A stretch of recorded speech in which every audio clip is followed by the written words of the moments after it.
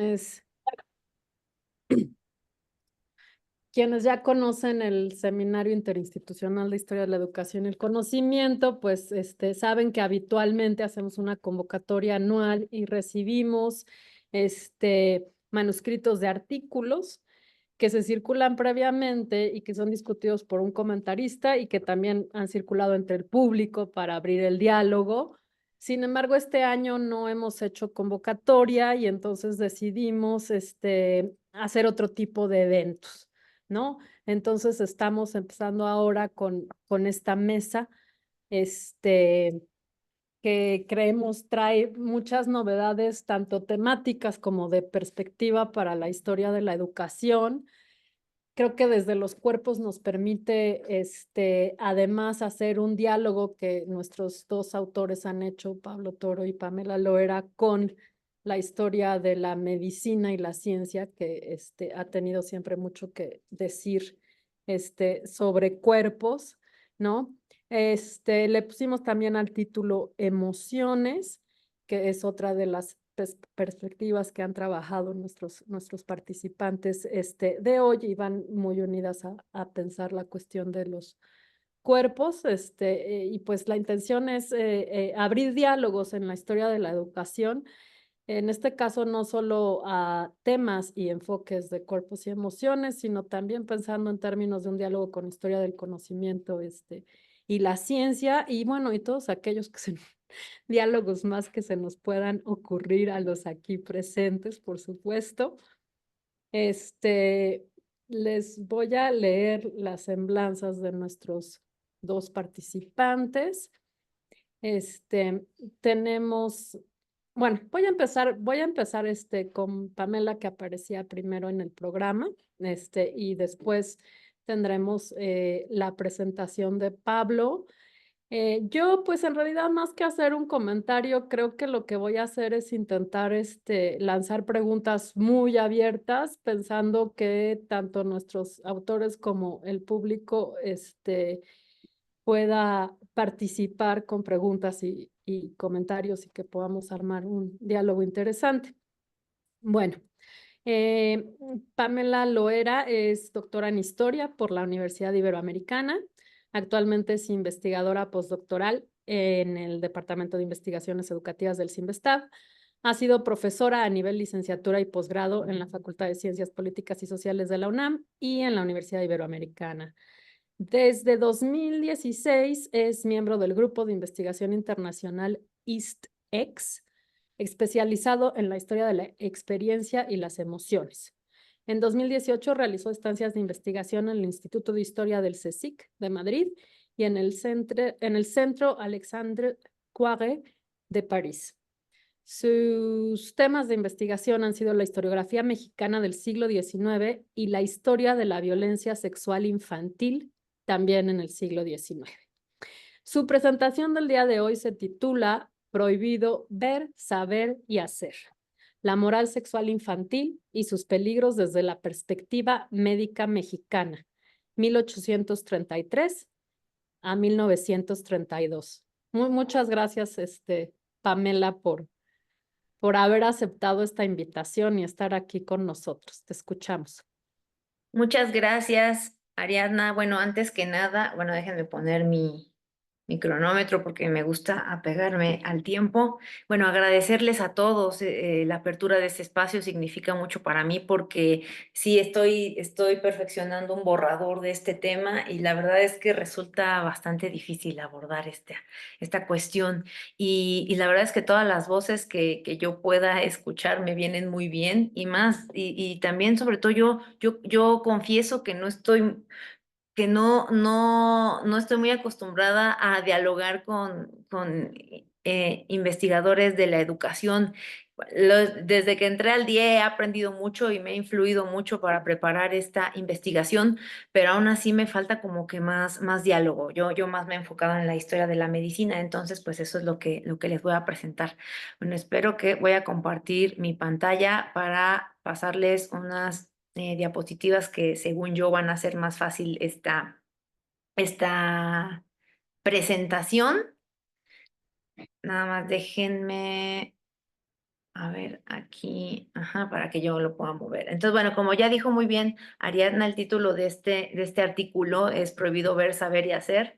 Y también alteré un poco el nombre, que ahorita voy a explicar eso, La moral sexual infantil y sus peligros desde la perspectiva médica mexicana.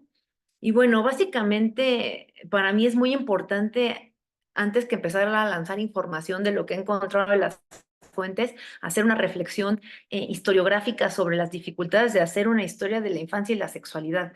O sea, ese es como que el lugar desde donde yo vengo, el de siempre pensar qué estoy haciendo y cómo lo estoy haciendo, cuáles son mis puntos ciegos, cuáles son las oportunidades, cómo son las fuentes con las que estoy trabajando. Y bueno, como ya lo dijo también muy bien Ariadna, yo vengo de hacer una tesis doctoral sobre el atentado al pudor y la violación de niños en Francia y mi proyecto postdoctoral es lo mismo, pero en México. Y precisamente viendo las fuentes médicas, lo que me di cuenta es que esto da para hacer más bien una historia de la relación entre infancia y sexualidad y que no es un tema muy trabajado. Sí se pueden encontrar trabajos de personas que ya hablan de la moral sexual infantil, pero sobre todo pues los autores típicos y los momentos típicos, la ilustración, Rousseau, las campañas antimasturbatorias, todo muy eurocéntrico. Y la verdad es que eso en México, esto es un tema totalmente desconocido y yo me atrevería a decir que también bastante poco trabajado en América Latina. Entonces dije, o sea, viendo mi trabajo sobre atentado al pudor, estupro, violación de niños, lo que me di cuenta es que el contacto sexual con niños provocaba y sigue provocando un horror terrible. Nadie quiere oír de eso ni estudiar eso más que yo. Y sería más que a espantarme por eso, me parece importante pensar cómo es que se fue articulando la tensa relación entre estas dos experiencias históricas. eh, ¿Por qué infancia y sexualidad es algo que causa tanta resistencia? Y bueno, como aquí pongo, mucho se ha escrito, muchísimo, hay una abundante bibliografía sobre la vigilancia y el control del cuerpo infantil en México, especialmente en el espacio escolar. Ustedes son expertos en eso, se han leído muy bien las fuentes de higienistas, de pedagogos, las reglas de comportamiento para forjar ciudadanos sanos, pacíficos, productivos, disciplina, aseo, puntualidad, todas estas cosas. Pero ¿qué pasaba con el asunto de la sexualidad? Esa es mi gran pregunta, que podríamos irnos tanto a decir por qué las fuentes callan y también por qué nosotros callamos. Eso es algo que sería una pregunta extra, ¿no? Y bueno, la pregunta metodológica es cómo hacer entonces una historia de la sexualidad infantil. Y yo veo dos posibilidades. Una que sería asumir que la sexualidad es una invención moderna que apareció en el último tercio del siglo XIX, pero ahí tendríamos que preguntarnos dónde quedaron los niños prepúberes. También eso es algo que me interesa decir. A mí me interesa estudiar a los niños prepúberes. La mayoría de los trabajos que existen se van más hacia los menores núbiles, púberes, adolescentes, pero a mí yo quiero saber qué hay antes de eso, los niños más pequeños, que son los que quedan desaparecidos de toda esta discusión. Entonces, ¿dónde quedan los niños en los discursos de la sexualidad? ¿Qué decían los médicos del último tercio del XIX sobre el instinto sexual de los niños? ¿Los niños tenían instinto sexual? ¿Cuándo aparece esa noción? Son preguntas que en realidad todavía no están bien contestadas. Y hay trabajos por ahí de médicos, de psiquiatras que resumen los principales documentos, pero pues no hay un análisis muy profundo. Y la segunda opción sería pensar que la sexualidad infantil es una constante antropológica, biológica y psíquica que existe independientemente del lenguaje y las instituciones. Y desde ese punto de vista, pues sería válido hacer una historia, por ejemplo, del instinto sexual infantil, sus prácticas o su disciplinamiento desde pues cualquier época de la historia. Pero bueno, yo estoy más anclada a la primera propuesta. Yo asumo que la sexualidad infantil es una invención muy reciente, se la debemos a autores como Freud, como Moll, pero, o sea, ahí tendría yo que irme ya al siglo XX, pero sin embargo me interesa ver, digamos, la antesala de los discursos de la sexualidad, de esos ya discursos hechos y derechos de la sexualidad infantil, porque para que Freud y Moll etcétera, etcétera, etcétera, pudieran ser leídos y aceptados o incluso debatidos, pero al fin y al cabo leídos ya en el siglo XX es porque había un terreno fértil respecto a lo que podía ser ahí una relación entre la infancia y el sexo. Algo debía existir antes de eso. Ellos no pudieron nada más empezar a hablar de ese asunto sin que nadie supiera nada, ¿no? Y ese terreno es el que quiero ver cómo participó en la configuración de conceptos y teorías. Bueno, eso sería un trabajo posterior. Y también ver cómo se hicieron susceptibles de aceptación o rechazo, pues los trabajos de estos psicoanalistas o psiquiatras, ¿no? Entonces propongo un análisis de las descripciones anteriores que hicieron los médicos, que todavía no son psiquiatras, eso es muy importante, sobre los niños y el sexo. Y bueno, aquí hay que tener también cuestiones metodológicas que a mí me interesan mucho. Hay que tener cuidado con el anacronismo. Yo no podría decir que yo estoy haciendo un trabajo sobre la sexualidad infantil, porque no se le puede llamar así en el siglo XIX. Entonces la solución que encontré es hablar sobre una moral sexual infantil, que como ya lo sabemos por muchos autores, sabemos que hubo un disciplinamiento de los hábitos infantiles desde la temprana modernidad que podríamos llamar una moral sexual, que incluía muchas normas y costumbres que estuvieron vigentes desde el siglo XVI, a lo mejor hasta antes, hasta el siglo XIX, y que se deben sobre todo a los discursos, a la racionalidad de la teología, de la filosofía, de la pedagogía y finalmente de la medicina, que es el ambiente al que a mí me interesa, ¿no? Entonces, mi pregunta general es adentrarme a las décadas anteriores a 1930. ¿Por qué uso esa fecha como fin? Porque quiero ir antes de que apareciera la educación sexual, del proyecto, la campaña de educación sexual, y quiero ver qué había antes de todo eso. Y bueno, parto de la hipótesis de que en el siglo XIX los niños ya eran descritos desde la medicina como unos seres con una subjetividad particular, que debían mantenerse alejados de conductas obscenas, impúdicas, incontinentes, y también que no debían saber mucho sobre la generación, o sea, sobre la reproducción. Y la pregunta en particular es, ¿por qué los médicos asumen que el conocimiento de lo sexual es peligroso para los niños? ¿Y qué efectos patológicos puede tener en su salud? Mucho ya se ha hablado sobre los efectos morales, que si los niños ya quedaban fuera del, digamos, del orden social, se les excluía, se terminaban, pues digamos, en la prostitución o en el crimen. Todo eso ya está muy sabido. Yo quiero ir más bien a otras cuestiones, a las cuestiones patológicas, digámoslo, a ver. Y me adentré sin saber si iba a encontrar mucho, y pues ahorita van a ver. Y bueno, la fecha que escogí es del 1833 a 1932, es prácticamente un siglo, aunque debo aclarar que esto no lo puse en el borrador, que en donde más he encontrado textos que me sirvan es en el periodo porfiriano, evidentemente, donde hubo una gran proliferación de tesis y de fuentes médicas, pero no renuncio a encontrar algo anterior, que sí lo he encontrado, pero pues hay que aceptar que no es muy abundante. Bueno, esto me lleva a la otra pregunta metodológica, que es una de las cosas que a mí más me interesa debatir o dialogar con todos ustedes, y es que es una fuente de medicina. O sea, porque ¿cómo leer una fuente de medicina? ¿Hasta qué punto las publicaciones de medicina hablan sobre una moral sexual infantil que realmente imperaba en México, ¿no? Y bueno, eso nos lleva a preguntas todavía más amplias, el para qué escribían y publicaban aquellos médicos mexicanos. Pero o sea, esa es una pregunta que tenemos que anclar a la cuestión de la moral sexual infantil, porque pues, ¿para qué hablaban, no sé, de otras enfermedades? Eso sería otra respuesta. ¿Para qué se escribía mucho o poco de esto? Y si la información plasmada en las fuentes es de carácter realista empírico, o sea, que la podemos tomar como, pues, apegado, digamos, a las prácticas cotidianas del siglo XIX, o quizás es una información más de carácter político normativo.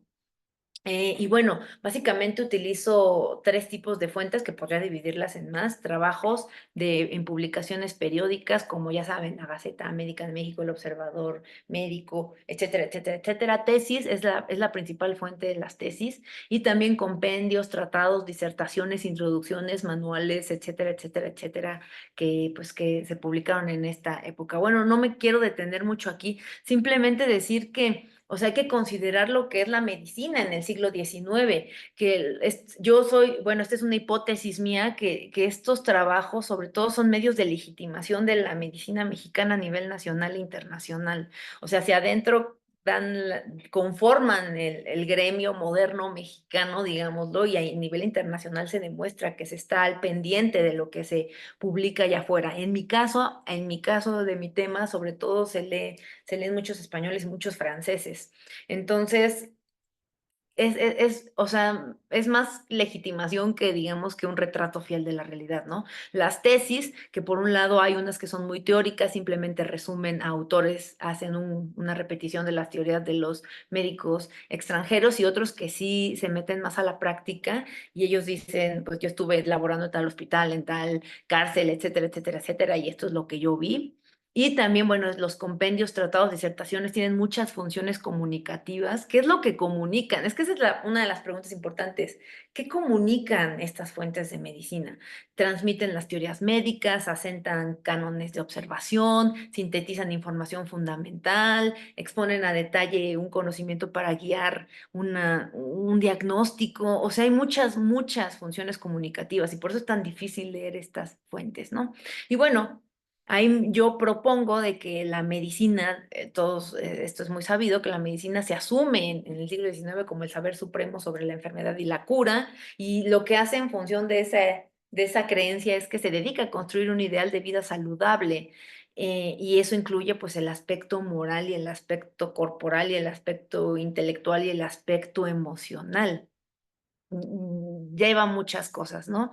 Y bueno, como ya lo dije, pues estas descripciones siempre están mediadas por las teorías médicas imperantes en la época, las necesidades del Estado mexicano y los ideales modernos. Entonces, asumo que la información plasmada en estas fuentes sirve para legitimar horizontes de expectativas saludables. O sea, habla más, a lo mejor, quizás habla más de la medicina y de sus ideales que de lo que realmente era la educación de los niños. Pero es algo que podemos discutir, por supuesto.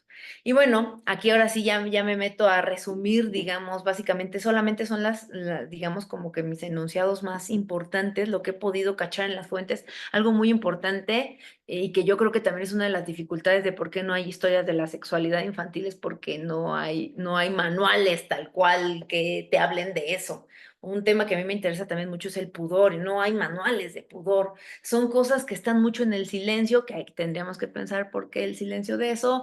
Es porque a lo mejor eso compete más a la pedagogía, compete más a la religión, pero dentro de todas estas dificultades, sí se pueden, es lo maravilloso de las fuentes médicas, perdidas a cuentagotas, en los márgenes de cuando se habla de otras cosas, empiezan a soltar algunas cuestiones respecto a lo que asumen que es un niño, cómo se debe educar a un niño y cómo se debe controlar que los niños no sepan de ciertas cosas. Entonces es una lectura difícil porque hay que leer pues toda la fuente prácticamente, para ir encontrando estas pistas e ir armando como que una red de significación entre conceptos y entre teorías que se repiten.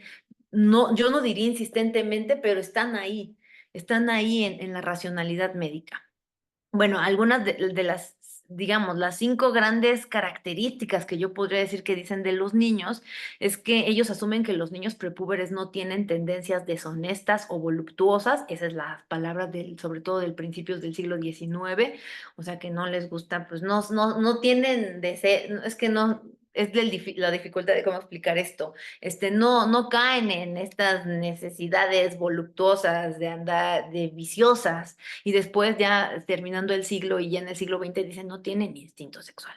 Los niños no tienen nada de eso. Ellos dicen la principal función del cuerpo infantil es crecer, y cualquier alteración provoca el debilitamiento. O sea, un cuerpo se tiene que concentrar en estar bien comido, en que no respire bien, en que no caiga presa de las enfermedades infecciosas, porque tiene que crecer, y todo lo demás no es una prioridad del cuerpo prepuber, digámoslo así, ¿no? Características corporales que dicen que son frágiles, que son pequeños, que son bellos, que son armoniosos, que son débiles, pero que al mismo tiempo tienen mucha energía para hacer muchas cosas.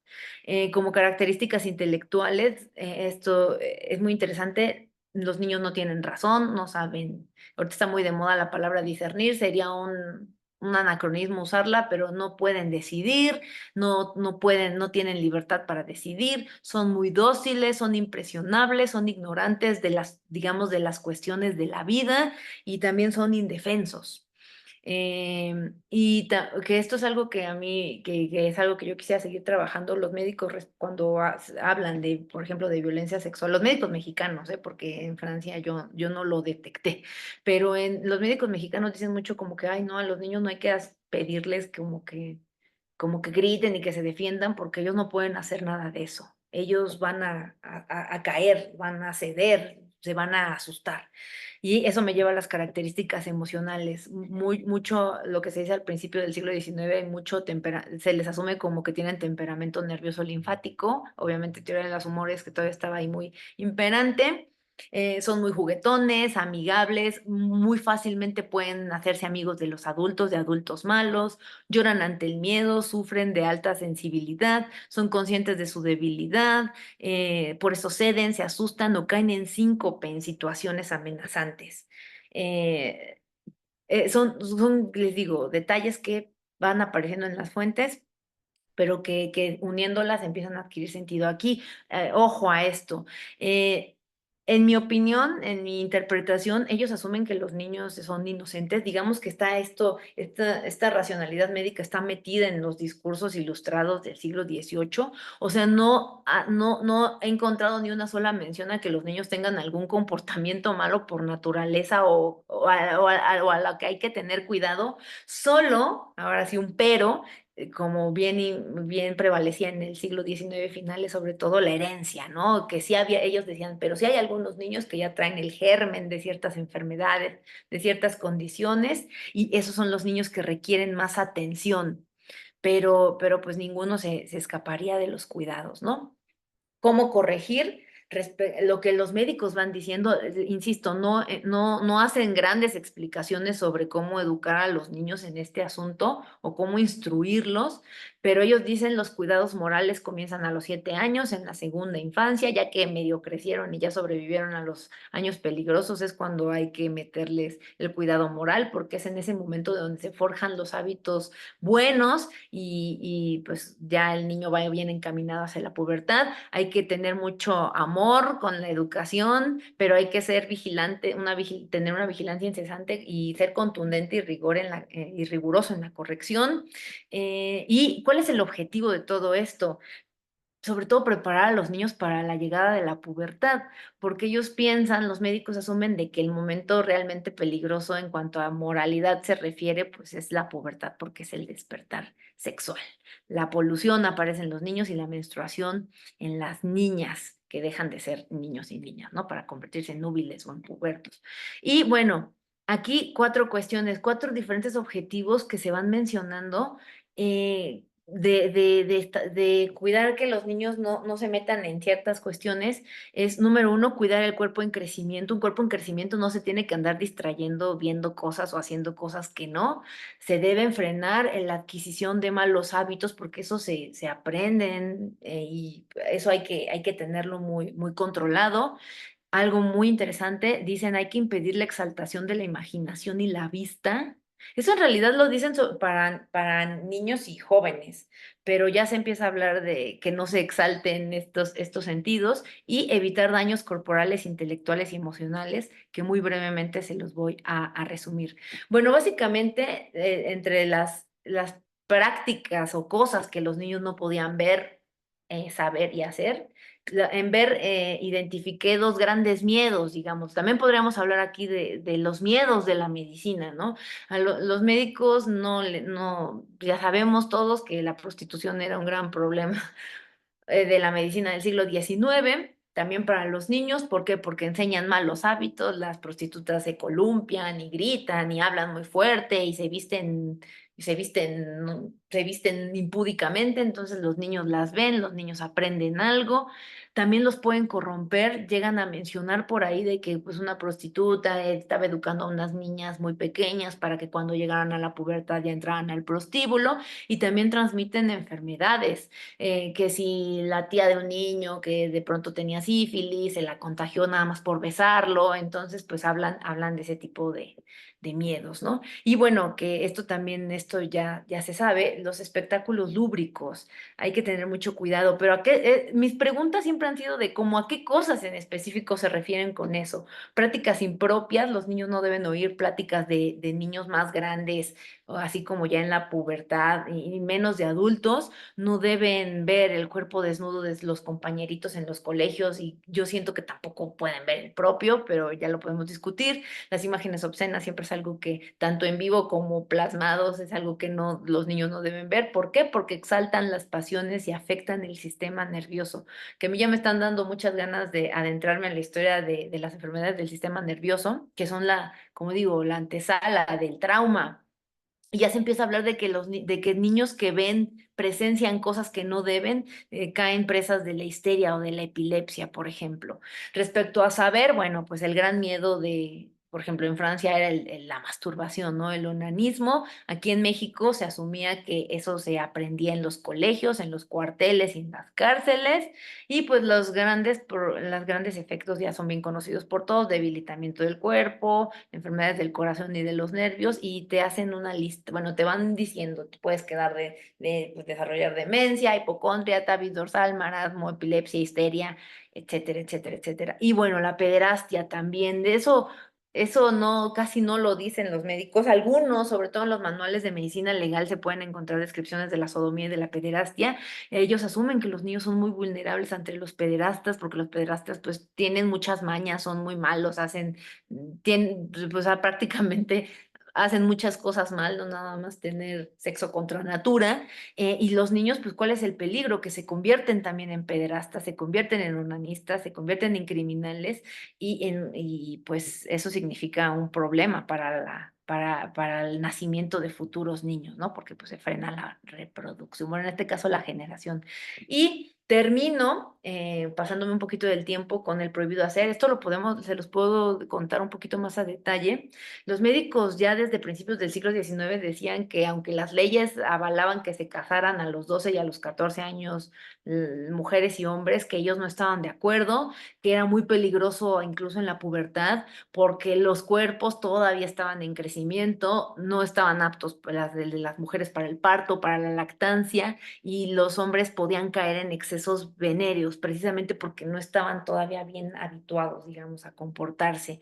Y bueno, la generación en niños prepuberes era todavía muchísimo peor, pues porque podía provocar adicción al placer sexual, que se desarrollara sobre todo en la pubertad. El momento peligroso es cuando llegue la pubertad. Las niñas podían convertirse en prostitutas, podían tener una menstruación precoz, que una menstruación precoz también significaba una pubertad precoz, y que ya estuvieran ahí en la calle buscando, pues digamos, malos vicios, que se masturbaran, que se hicieran pederastas. Incluso los más miedosos médicos dicen que pueden caer hasta en la bestialidad, y por supuesto también en la criminalidad. Y bueno, termino con este asunto de los delitos de incontinencia, que son los que yo estudio: el estupro, el atentado al pudor y la violación, que los médicos decían que eran los terceros delitos más comunes en México, bueno, al menos en la Ciudad de México, después del homicidio y de las heridas, pero que pasaba mucho más en mujeres jóvenes que niños casi no recibían, decían los médicos, ¿no? ¿Y dónde radicaba la gravedad? Que esa es una también de mis grandes dudas en todos estos años. ¿Por qué? ¿Por qué es lo que estaba mal en el siglo XIX? Y ellos lo ven porque los niños no son deshonestos, los niños no entienden, los niños nunca lo van a buscar, nunca, ni el niño anormal. Y porque el cuerpo no está listo para afrontar la cópula, es un acto muy agresivo y el cuerpo no lo tolera, y también porque deja unas consecuencias corporales y emocionales. Entre las corporales, ellos siempre asumen que siempre va a haber heridas, desgarraduras, inflamación, hemorragias, enfermedades venéreas. Y en cuanto a las emocionales, ya se empieza a hablar de una exaltación del pensamiento irritable, de la aparición de la melancolía, del miedo extremo, del egoísmo y de la extrema cautela. Y también del, sí, bueno, aquí se me olvidó ponerlo del síncope, los niños que se quedan así como en una especie de shock, y que por eso no reaccionan. Bueno, no son rasgos nada más de los niños, son rasgos que podían pues pasar mucho tipo de personas que estaban ante una situación de temor o de angustia, digamos, excesiva, ¿no? Y bueno, por mi parte, esto sería todo. Muchas gracias. Muchas gracias, Pamela, por una presentación súper estimulante, tanto en el enfoque metodológico como en los temas que nos estás poniendo sobre la mesa y los ejemplos. Bueno, en aras del diálogo vamos a continuar ahora con la presentación de Pablo, pero al concluir esa tendremos la oportunidad de preguntas y comentarios. Bueno, Pablo Toro Blanco es doctor en Historia por la Pontificia Universidad Católica de Chile y magíster en Historia por la Universidad de Chile. Es investigador responsable del proyecto Fondesit, Formando la Personalidad en la Enseñanza Escolar Secundaria en Chile, discusiones, prácticas y circuitos transnacionales de la orientación educacional como régimen emocional para 1961 a 1995. Actualmente se desempeña como académico del Departamento de Historia de la Universidad Alberto Hurtado y sus líneas de investigación son Historia de la Educación y de los Movimientos Estudiantiles en Chile e Historia de las Emociones. Ha participado como conferencista invitado o panelista en actividades académicas en Reino Unido, España, Alemania, Hungría, Argentina, Brasil, México, Perú y Colombia, entre otros países. Entre sus artículos recientes está Imaginarios sociales de violencia y miedo, la prensa chilena y el movimiento estudiantil global del 68, que apareció en History of Education Review en 2021. Y también recientemente el capítulo sobre historia de la educación y las emociones en la Oxford Research Encyclopedia of Education. Y bueno, el día de hoy nos va a presentar un trabajo que se titula Encerrados, espacio y cuerpo en las prácticas de castigo en la enseñanza secundaria pública en Chile, circa 1830-1890, y pues estamos muy agradecidas todas y todos en el seminario de que aceptó participar Pablo. Aún estando de viaje en Boston, nos hizo un huequito y pues te escuchamos, Pablo. Muchas gracias. Bueno, muchas gracias, Ariadna, y qué grato ver, aunque sea a través de la pantalla, ¿no es cierto?, a tanta gente querida. Eh, Vamos a ver, voy a tratar de compartir pantalla. Esto siempre puede resultar complejo. Mm, Llevo no sé cuánto tiempo haciendo esto y siempre me equivoco. Eh, si ustedes me cuentan si es que se ve, sería maravilloso. Sí, ok, Sí, se ve bien, se ve bien. se ve bien. Ya. ¿Se sigue viendo bien? Sí, sí, sí, se ve perfecta la primera diapositiva, 1 de 5. Una de 5. Ya, pues. Bueno, lo que yo voy a plantearles es a ver, son temas que son, digamos, de desarrollo ya antiguo en en mi trabajo, ¿m? Y remiten fundamentalmente a trabajo que hice en relación a los castigos físicos en el siglo XIX, ¿ya? En el caso de Chile. Lo que trataba ahí de demostrar era fundamentalmente cómo se había dado la discusión sobre eso, eh, y bueno, por supuesto, qué es lo que sucede cuando se desnaturaliza algo, ¿no? Como golpear a los niños, golpear a los jóvenes y que de repente eso deje de ser aceptable, ¿no? Es parte naturalmente de la agenda de cualquier historia de la educación ir desnaturalizando las cosas, ¿no? Y en ese ámbito, uno de los aspectos que resultó derivado es precisamente la relación entre algunos espacios específicos, los destinados a los castigos, ¿no? Y por otra parte, la discusión sobre el sentido que eso podía tener, ¿no? Si ustedes ven la pantalla, aparece una especie de mueble, ¿no? Ese mueble en cuestión, que forma parte de la colección del Museo de la Educación Gabriela Mistral, eh, es originalmente un mueble de castigo, ¿ya? Era una de las modalidades que existía en algunos liceos, sobre todo, ¿cierto? Donde se encerraba a los estudiantes por determinadas cantidades de tiempo, ¿no? Y precisamente lo que yo voy a comentar con ustedes tiene que ver con el encierro fundamentalmente más de jóvenes, más que de niños. Estamos hablando fundamentalmente de chicos desde los 12 hasta probablemente los 19 o 20 años, ¿ya? En la enseñanza secundaria pública en Chile. El periodo 1830-1890 está escogido por determinantes más bien externas. En 1830 hay, diríamos ya, un cierto ordenamiento político en Chile y hay un cambio constitucional, una serie de cosas que ayudan más bien a entender una cierta estabilidad política que va a permitir que los liceos empiecen a expandirse. Los liceos en Chile son las escuelas secundarias. Y 1890, que es cuando ya más o menos podemos observar una profesionalización de la discusión pedagógica, con la creación en 1889 del Instituto Pedagógico que forma a los profesores de secundaria, de manera ya científica, llamémoslo así. Ese es un poco el escenario. En ese escenario vamos a hablar sobre algunos casos, como el que estamos planteando ahí. Me imagino que habrá pasado a la segunda diapositiva con un largo texto, ¿no? Sí. Y voy a hablarle un poco sobre lo que escribió Joaquín Villarino, el rector del Liceo Valparaíso, acerca de los incidentes en su establecimiento.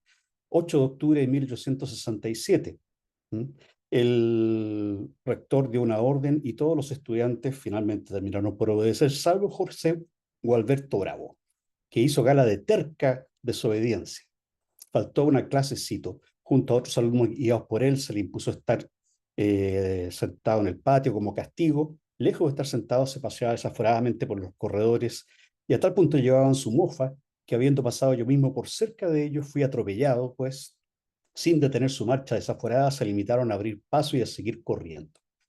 Primera cosa, me parece sumamente interesante el tema de estos cuerpos descontrolados, ¿no es cierto? Estos cuerpos, digamos, corriendo, ya, rompiendo, digamos, diríamos, la parsimonia esperada, ¿ya? Y que eso además, en el contexto de la normalización de los cuerpos del 19 y particularmente en la pedagogía, tenía un nombre, se le llamaba violencia, ¿no? A lo que sucedía en ese caso, por parte del estudiante me refiero. Bravo, finalmente, después de varias cosas, ¿cierto? Termina dando patadas, tirándose del cabello, dando golpes de rabia de su sombrero contra su cuerpo. ¿Mm? Se vino sobre el inspector, que logró detenerlo para que no escapase. Bravo le tiró algunos mordiscones, hiriéndolo en una mano y rompiéndole la ropa. Llegaron empleados de la servidumbre para reducirlo. Al ser conducido Bravo al encierro, daba gritos descompasados, con palabras provocativas, groseras y con los dictados de viles y cobardes, todo en presencia de los alumnos. Aislado el muchacho Bravo en el encierro, lo destrozó, escapándose por los tejados, por los cuales huyó finalmente del liceo. Una escena que por lo tanto a uno le parece bastante violenta, ¿no? Pero que además nos habla de un cuerpo, digamos, como se decía en la época, un alma, ¿cierto? Inquieta y claramente difícil de someter a disciplina, a norma y a policía, ¿no? ¿Qué es lo que pasa acá? Fundamentalmente, ¿qué es lo que nos interesa? Por supuesto, considerar por un lado que el castigo en cuestión, el castigo del encierro, era digamos, un elemento más o menos común al interior de la experiencia de los estudiantes en los colegios secundarios, ¿verdad?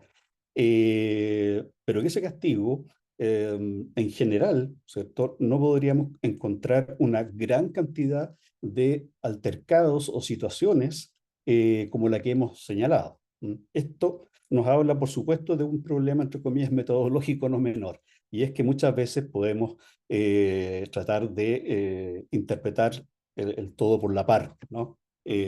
Acá hay casos espectaculares, he tenido la suerte de encontrarme con casos espectaculares en la fuente, pero sin embargo también es interesante ir desarrollando el contraste entre los silencios, digamos, de la cotidianidad y por otra parte estas circunstancias que de hecho lo interesante, más allá de la narración, es que despiertan polémica porque también transmiten de un otro modo cómo los profesores, por ejemplo, el rector u otros actores se posicionan frente a estas circunstancias.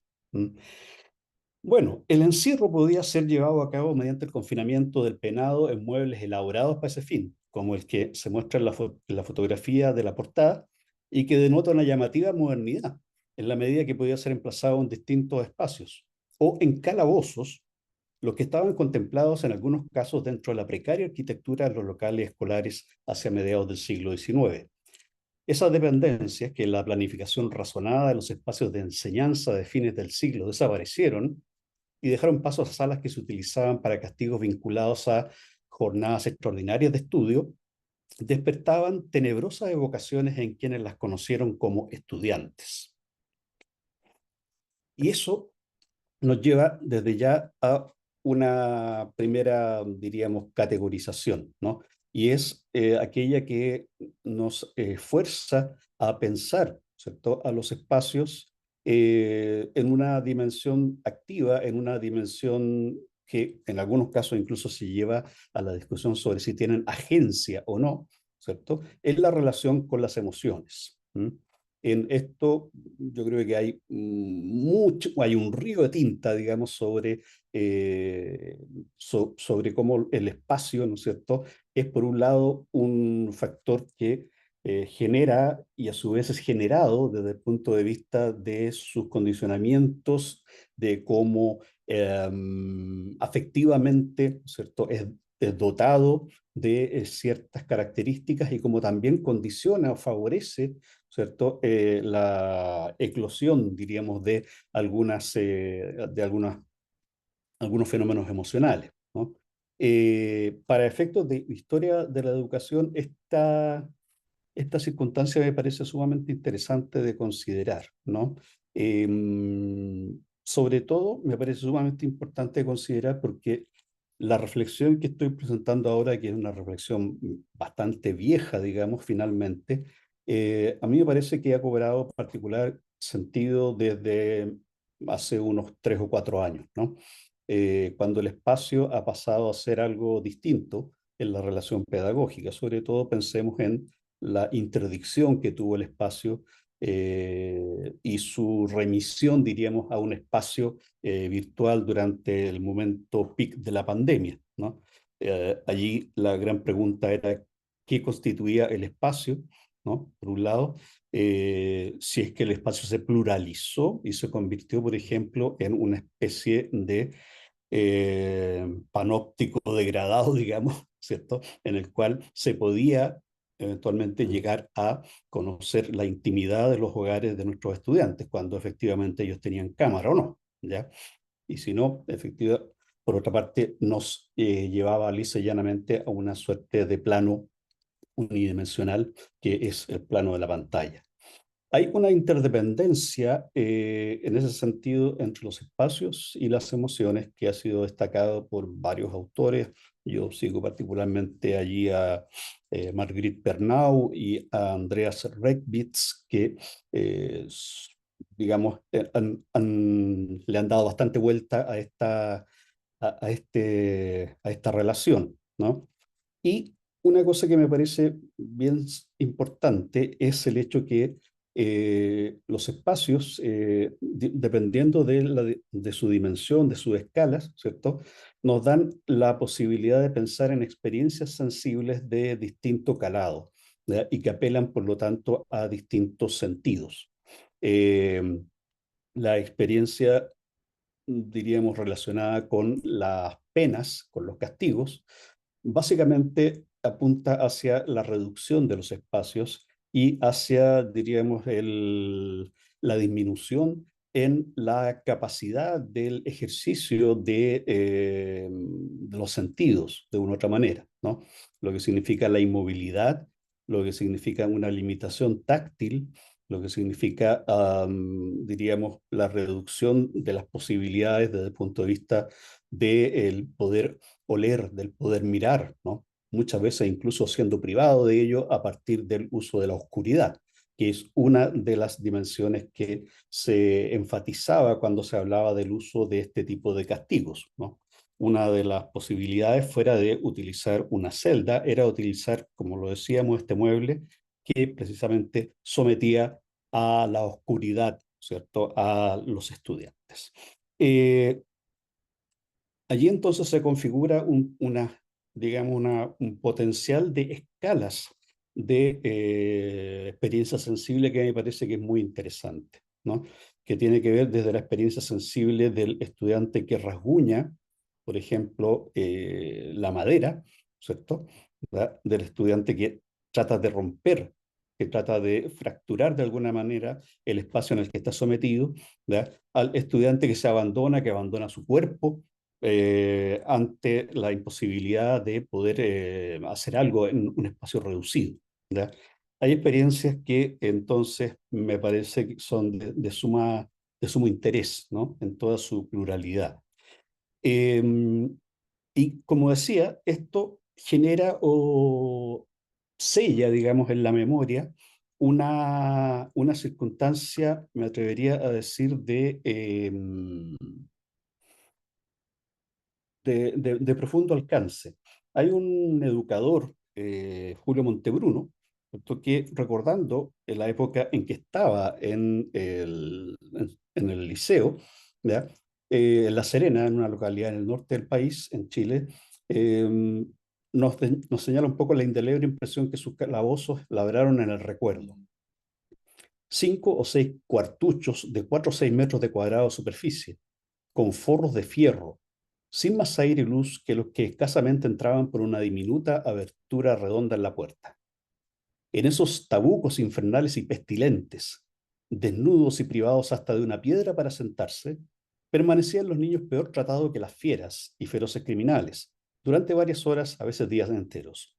No se creía que este castigo era excepcional, se aplicaba a diario y pocos alumnos hubo que no estuvieran expuestos a perder en ellos la salud del cuerpo o del alma. ¿Ya? Ustedes pueden ver ahí en la imagen, además, ¿cierto? Un escolar en prisión a pan y agua, eso está tomado de Francia, ¿ya? Una escena, digamos, simplemente como para ilustrar un poco la idea, ¿no? Pero ahí hay un juego que me parece interesante con respecto a este impacto. Por un lado, en la amplificación del impacto, y por otro, el hecho que naturalmente quien está recordando recuerda con horror y también recuerda con una agenda, digamos, que es fundamentalmente la de hablar contra ese tipo de castigo, ¿ya? Lo que le lleva, entre otras cosas, a sostener que el castigo no era, que era común, digamos, ¿no es cierto?, y que no era para nada excepcional. Ahora bien, el castigo, por supuesto que era mirado de manera a veces, digamos, peligrosa para los propios estudiantes o tenía cierto peligro para ellos, ¿ya? En Valparaíso, por ejemplo, los estudiantes que fueron encerrados, estamos hablando, ¿cierto?, de estudiantes probablemente de 1860, 70, ¿cierto? Estuvieron durante horas y horas de encierro sofocados por la falta de aire, tratando de asomar la cabeza por la parte superior. Los cajones en los cuales estaban no estaban anclados al muro, por lo tanto ellos se inclinaron y cayeron con los niños, causándose los niños, daños de consideración. ¿Mm? En el caso, por ejemplo, del norte, Agustín Zavala, rector del Liceo de Iquique en 1887, decía que el encierro era malo, por supuesto por razones pedagógicas, pero además porque podía llegar a ser, cito, un castigo peligroso en este liceo por lo frecuente que son los incendios en Iquique, y solo me veo en el caso de aplicarlo para faltas muy graves. ¿Mm? Una cosa que se sostenía era la eficacia de los encierros. Domingo Faustino Sarmiento, por ejemplo, decía, pensando más en los niños, ¿cierto? Los encierros tienen la ventaja de influir sobre el ánimo más tiempo y dejar impresiones más duraderas, sobre todo cuando se hacen con privación de luz. Pero precisamente la privación de luz aparecía como el contrario de la educación, ¿no? La educación como iluminación, la educación como un elemento productivista, en el cual obviamente no iba a tener ningún sentido el inducir a los estudiantes a esta experiencia. Desde los inicios de este periodo hasta finales, desde 1829 hasta 1900, cerca de ello, encontramos estos testimonios, por lo tanto, de formas de castigo de ese estilo, ¿ya? Ahora, voy a saltarme porque tengo una tonelada de estos casos, pero lisa y llanamente a lo que quiero llegar es al hecho que crecientemente las argumentaciones a propósito de estos eventos fueron mostrando cada vez mayor rechazo de parte de profesores y de, llamémoslo, la opinión pública, ¿no? Pero el espacio para el castigo no solamente suponía un interesante gesto de amenaza en la medida que un espacio, la zona del castigo, se convertía en un espacio lóbrego, oscuro, al cual no se podía acceder y del cual finalmente alguien era secuestrado del grupo para ser llevado ahí, ¿ya? Pero también el castigo podía ejecutarse sobre un cuerpo que fuera visible, y eso también pasaba, y le agregaba probablemente elementos de rendimiento, ¿no es cierto?, al castigo. No ya al castigo que había sido pensado y había sido entendido como una brutalidad, que eran los golpes, ¿no?, que se abolieron nominalmente en 1877 en el sistema de educación chileno, pero sí el castigo relacionado con el dolor, ¿no es cierto? No como un agente externo que lastimara las carnes, ¿no?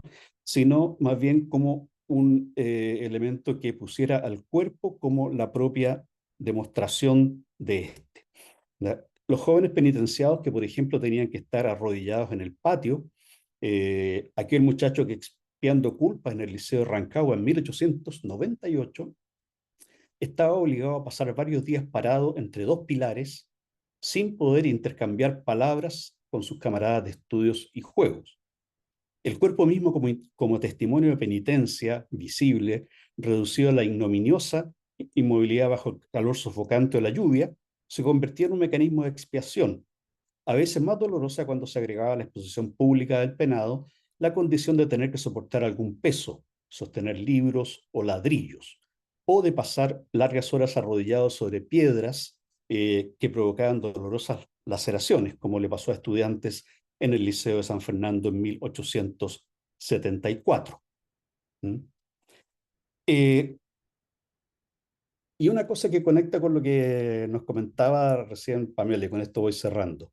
¿Qué es lo que había detrás del castigo como encierro que podía resultar extraño, que podía resultar impropio? Por supuesto, todos los fenómenos pedagógicos ya señalados, pero por otra parte también el hecho que se pensaba que la reclusión solitaria no fomentaba ninguna conducta positiva y al contrario, inducía la pérdida de tiempo valioso para formar moral e intelectualmente, pero que además estimulaba a la exaltación de la indecencia, lo que era ostensible en las groserías y en los abyectos epítetos que los estudiantes penados dejaban escritos con rabiosa caligrafía o tallados con sus navajas en las paredes de su reclusorio.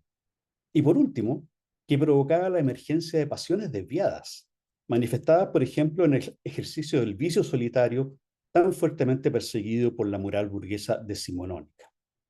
De una u otra manera, estas razones fueron cercando la existencia de los calabozos, de los encierros, y por supuesto fueron legitimando, ¿cierto?, un tipo de forma de expiación de las conductas inapropiadas que pasa ya por un horizonte, digamos, pedagógicamente mucho más pasable. Eso, gracias. Muchísimas gracias, Pablo, por otra presentación súper interesante. Muy interesante también la conexión que mencionabas, hacia el final. A ver, yo quisiera lanzar algunas preguntas, pensando en términos de la presentación de Pamela. Si bien es difícil encontrar historia que se pregunte por la relación entre infancia y sexualidad, y bueno, y me gustó mucho tu alternativa de pensar moral sexual para no caer en el anacronismo de sexualidad infantil. Pues sí, si bien es difícil encontrar este tipo de historiografía, sí hay, sin embargo, pues al menos dos grandes historiografías que tú has mencionado, ¿no? Una es la de la historia de la infancia y otra es la de la historia de la medicina. Entonces, a mí me parecería útil si pudieras a lo mejor precisarnos con algún ejemplo o de la manera que te parezca pertinente. ¿Qué hay de esa historia de la infancia que sí te resulta útil y qué hay de esa historia de la medicina que sí te resulta útil, pues?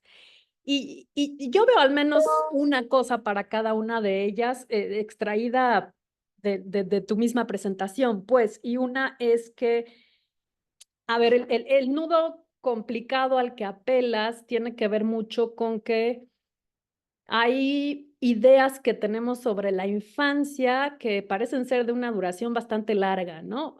Y como tú sugieres en algunos momentos de tu presentación, pues incluso pueden llegar hasta nuestros días, ¿no? Entonces, por ejemplo, sobre lo que ha trabajado Historia de la Infancia, de entender a la infancia como la edad de la inocencia, de la ignorancia, de seres impresionables, dóciles, indefensos, ¿no?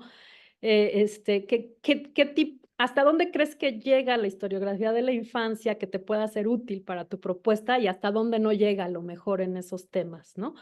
Si nos pudieras precisar un poquito. A mí la pregunta que me surgía es, bueno, tienes un periodo muy amplio hasta 1930, llegan, bueno, claro, no sé qué esté pasando en medicina, pero en pedagogía sí hay un giro importante hacia poner a los niños en el centro y entonces, aunque a lo mejor siguen siendo inocentes, ya no es tan fácil verlos como totalmente ignorantes o totalmente dóciles, por ejemplo, ¿no? Entonces, ¿qué pasa allí cuando parece que se le da un poco más de protagonismo a la capacidad de agencia de los niños, ¿no? Si detectas ahí algún cambio que sea relevante para tu trabajo, o bueno, estoy consciente que es una investigación en curso, a lo mejor no has llegado todavía a ese punto, pero sería como la pregunta más obvia que me surge. Y en términos de historia de la medicina, pues tú la conoces mucho mejor que yo, pero bueno, algunas de las cosas con las que me he topado sí son muy claras en destacar cómo los discursos médicos, así como otros discursos científicos de la época, tienen un basamento y unos presupuestos morales muy fuertes, ¿no? Que a lo mejor en su momento se daban por sentado, pero que a nuestros ojos, un siglo después resultan como muy evidentes, ¿no? Entonces, ¿hasta qué punto la manera en que la historia de la medicina aborda esa historia de la moralidad en el discurso médico-científico te sirve y hasta qué punto no? Sería como mi otra pregunta. Y en relación a la presentación de Pablo, pues él ya mencionó algunas conexiones entre las dos ponencias. Yo no quiero lanzar ninguna. Quisiera, bueno, por un lado, abrir la posibilidad de que Pamela y Pablo se comenten y pregunten entre sí. Y por otro, para Pablo, preguntarle, si pudiera precisarnos más y sobre todo entiendo que después de que hiciste este trabajo de los castigos, entraste muy de lleno a historia de las emociones, ¿no? Y en tu presentación las trajiste juntas, pues.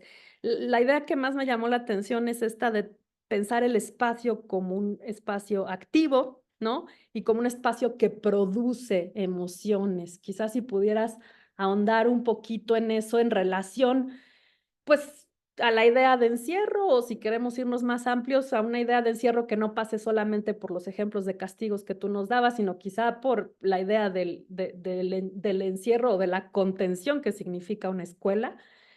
Me sería como muy interesante.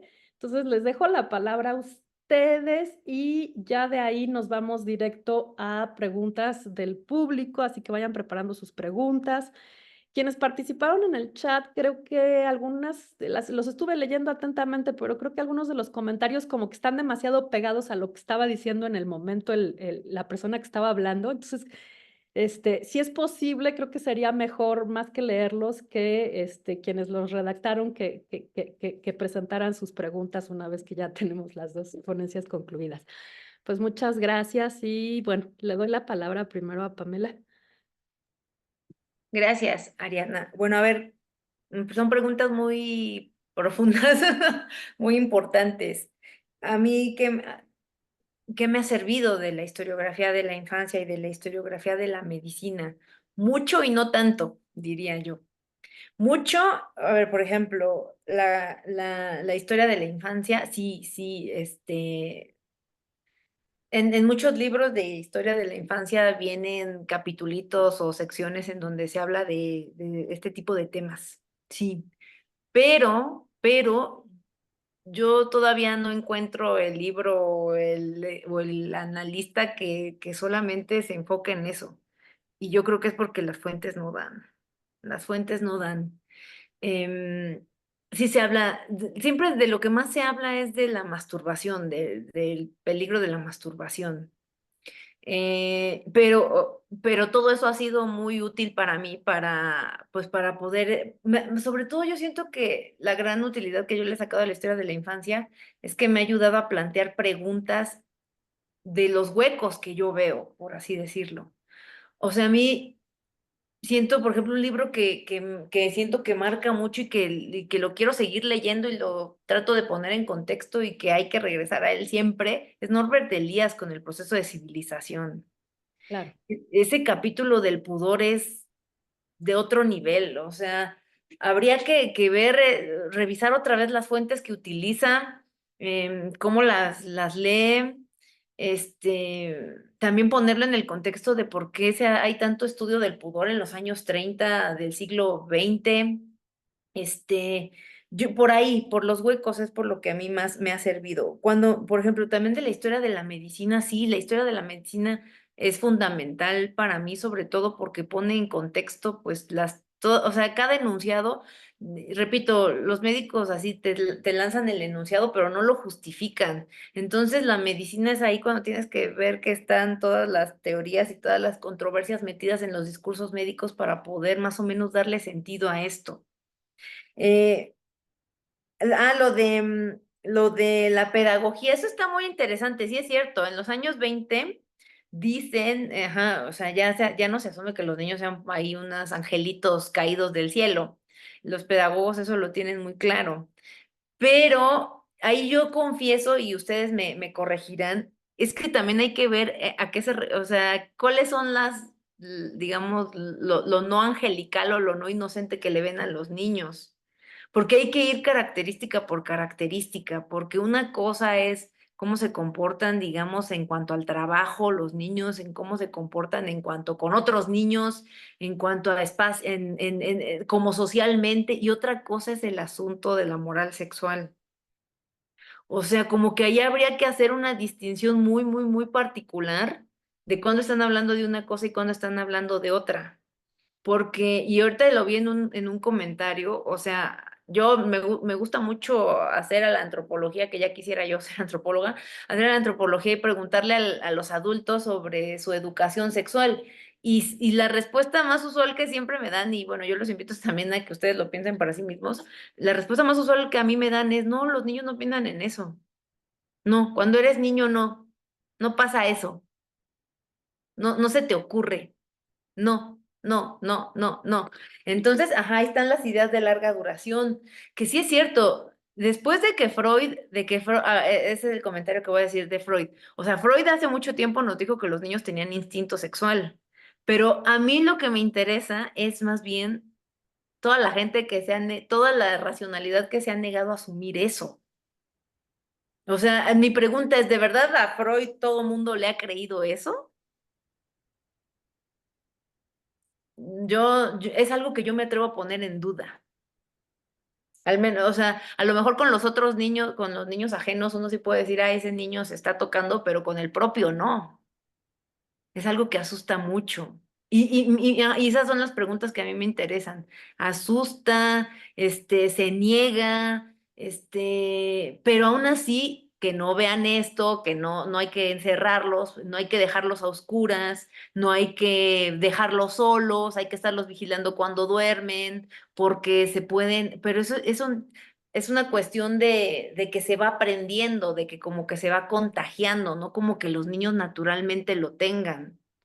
Pero son preguntas que en realidad yo tengo muy, o sea, están totalmente abiertas. Y yo, también una de las hipótesis que yo diré es por qué los médicos casi no hablan de esto, pues son muchas. Una, ya, y aquí me meteré con historia de las emociones, a los médicos les resulta incomodísimo hablar de esto.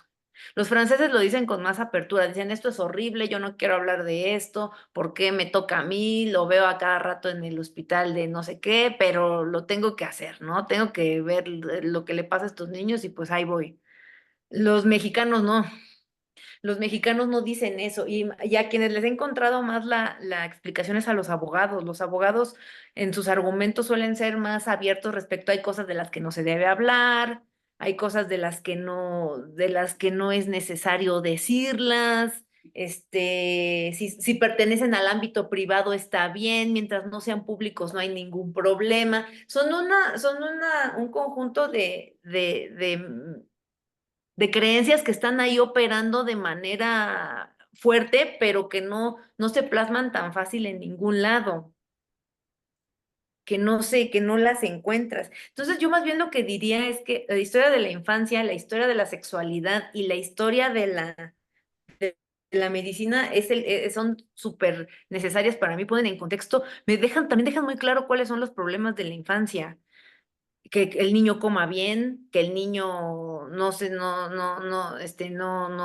contagie de ciertas enfermedades, que el niño no recibe de herencias ahí feas, pero no es o sea, algunos dirían, no, es que no es un problema. Yo no diría que no es esa fue mi primera impresión hace muchos años, hace 10 años cuando empecé a estudiar esto. Yo decía, no es que la violación de niños no era un problema entonces, no, más bien es que no se debe de decir por otras cuestiones, se maneja con otro tipo de lenguaje, con otro tipo de sensibilidad. Entonces yo creo que más bien, sí, esa sería mi respuesta y ya me callo, que la historiografía de la infancia, de la medicina y de la pedagogía y de la sexualidad ayudan por los huecos, por lo que no dicen en este caso. Muchas gracias, Pamela. ¿Tienes alguna pregunta para Pablo? Ay, bueno, sí tenía, pero mejor ahorita con las respuestas, porque se parecía mucho a una que dijiste. Ok, perfecto. Pablo, adelante, por favor. Bueno, muchas gracias. A ver, bueno, em, de repente no fui muy claro en la parte relacionada con el tema de espacio como productor y producido, entre otras cosas porque estoy increíblemente cansado, debo decirle, de viaje, qué sé yo. Eh, Así que hablo más leceras de las que usualmente hablo. Eh, en todo caso, estoy pensando en varias cosas cuando pienso en esa lógica. Por de pronto, en el hecho que hay espacios que tienen o que están marcados por una ritualidad que los precede, ¿no? Carlos Golán o Carlos Nibón. Hola, Benito. Alguien habla. Hola, anda aquí en una sesión de trabajo. Por favor, apaguen el micrófono. ¿Qué pasó? Un falso Carlos Escalante. Alguno de Uno los Carlos Escalante que Algunos de- de los Es Carlos. que no soy yo la que está exponiendo, estoy escuchando nada más, así es que no es tu problema, dime. A ver Perfecto. si Bu- podemos detectar quién Ya, es y ya, decir ya lo que apagó. la apagaste. Perfecto. Bueno, decía que muchas veces los espacios están marcados por, obviamente, una ritualidad y su función que les precede, ¿no? Em, y eso condiciona las características y de hecho no solamente condiciona las características, sino que incluso puede hacer que las características se reproduzcan independientemente de las transformaciones que hay en el marco, ¿no es cierto?, en el que esos espacios deben funcionar. ¿A qué me refiero? Casos específicos. La manera como se ejecuta la clase magistral, por ejemplo, en algunos espacios como el espacio escolar secundario, en los liceos, hizo que las transformaciones materiales de las salas fueran mucho más lentas que lo que uno podría haber esperado en relación con los cambios, diríamos, filosófico-educativos, ¿no? Eh, es interesante el hecho que la escuela nueva, por ejemplo, generó mayores impactos en la educación primaria que en la educación secundaria, ¿ya? Y que en la educación secundaria, cuando los provocó, fueron de un calado muy fuerte, muy significativo, pero experimental, o sea, muy aplicado a espacios muy acotados. Estoy pensando en el caso de Chile, debo aclararle eso, ¿ya? Eh, entonces, ahí hay un asunto que me resulta interesante pensar en términos de la velocidad que va involucrando el cambio de, diríamos, los espacios o la inmovilidad que los espacios tienen en relación con los usos pedagógicos y la vivencia, por lo tanto, y la experiencia que se trata de llevar adelante en ellos, ¿ya? Em, lo pienso muy prácticamente, les decía, desde el punto de vista, por ejemplo, de clases magistrales voy a mencionar el Instituto Nacional, que es el caso más típico de la educación secundaria chilena. Cuando en 1960 se tiene que hacer un nuevo edificio, se hace un edificio que reproduce el modelo del aula con, diríamos, bancos inmóviles, con escaleras, ¿no es cierto?, y con una suerte de anfiteatro, ¿ya? Un poco pensando en qué sé yo, las salas propias de las universidades del siglo XIX. ¿Mm? Am, Ese espacio sigue siendo solemne, ¿cierto? Y ese espacio, por ejemplo, sigue siendo exactamente el mismo hoy día, eh, donde hay profesores que tratan de llevar adelante clases que tienen una base, digamos, fundamentalmente distinta desde el punto de vista de lo que pretenden y hacia dónde quieren llegar. Hoy día el Instituto Nacional es mixto, ¿cierto? Después de ciento y tantos años de existencia, y por lo tanto también la materialidad, ¿cierto?, está tensionada, para decirlo de alguna manera. ¿Mm? Entonces, ¿qué es lo que pasa? Que a través de la inmovilidad de un espacio, lo que nosotros podemos ir observando son sus relaciones en términos de cómo ese espacio genera, logra encauzar, digamos, una determinada concepción de lo que efectivamente es educación y por lo tanto también ayuda a entender una experiencia de parte de tanto profesores como estudiantes y cómo ese espacio luego de una u otra manera también empieza a resultar, digamos, tensionante, ¿verdad? Y a generar una serie de efectos indeseados, ¿verdad? Sobre quienes efectivamente lo habitan, ¿ya? Em, entonces, por ese lado pienso en esta lógica como de productor y producto, ¿no? O sea que efectivamente digamos, las condiciones materiales de los espacios educativos lo que hacen también es inducir, estimular o frenar determinadas, diríamos, conductas o determinadas experiencias emocionales, ¿no? Em, me parece que es una dialéctica que es sumamente interesante, ¿ya? Pienso, por ejemplo, también en la educación religiosa, espacios en los cuales, por ejemplo, lo sagrado experimenta hoy día una deprivación, ¿verdad? Una privación, digamos, una decadencia muy, muy notable, ¿cierto? Colegios religiosos tradicionales que tienen gigantescos oratorios y cosas por el estilo, y en los cuales efectivamente hoy día digamos, todo en la ceremonia, para decirlo de alguna manera, o la atmósfera, que es un término muy interesante, cambia muy radicalmente. ¿no? La sensación de lo común se ha transformado en ese sentido, ¿no? Y puede haber efectivamente, igual que hace 60 años, 80 chicos dentro de una capilla, pero sin embargo, ¿no es cierto?, desde el punto de vista de lo que podríamos llamar la lógica meteorológica, ¿no? No meteorológica, la atmósfera suena más a meteorológico, pero también es meteorológico, o sea, la parte y el todo, ¿cierto? Hay fenómenos, por ejemplo, que ya no se dan seguramente en la misma diríamos, naturaleza o en la misma forma de reconocimiento que tenían hace 50, 60 años atrás, ¿no? Y ahí hay también una cosa bien fascinante, porque son, por lo tanto, espacios que son un poco vestigios, ¿no? Y que van siendo transformados y van quedando un poco abandonados de alguna dimensión que durante mucho tiempo sí tuvieron. ¿Mm? Ahí creo que hay un poco de la posibilidad de interpretar eso como productor y producto, ¿ya? Pero bueno, son muchas más, por supuesto. No, muchísimas gracias, Pablo y Palmela, por sus respuestas. Nos dejan pensando muchas cosas, pero bueno, abrimos al público, pueden levantar su mano o quitar mi teléfono también si quieren intervenir. María Elena Cruz, adelante. Hola, ¿qué tal? Buenas tardes, muchas gracias.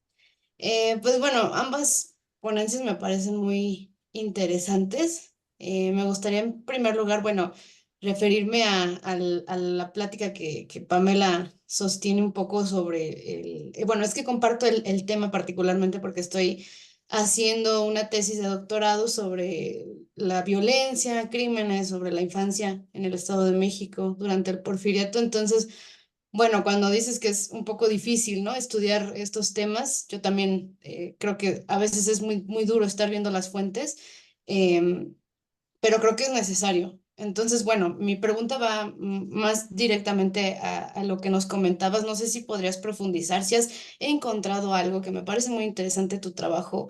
En esta parte de las agresiones sexuales que tú ya ponías, ¿no? Como la violación, el estupro, por ejemplo.